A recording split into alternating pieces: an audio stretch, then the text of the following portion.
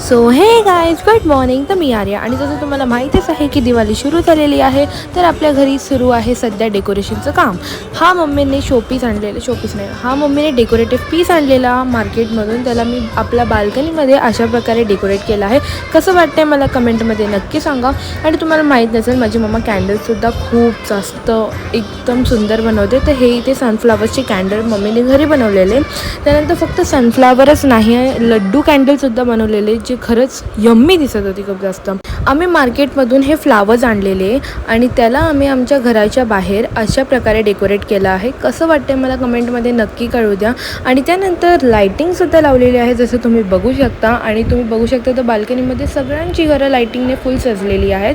आणि त्या दिवशी आमचं सुरू होतं फराळ बनवण्याचं काम. इथे मस्तपैकी त्या दिवशी पोह्यांचा चिवडा बनलेला आमच्या घरी. तुमच्या घरी किती फराळ बनलं हे मला कमेंटमध्ये नक्की सांगा. बाय बाय, भेटूया आपल्या नेक्स्ट व्हिडिओ.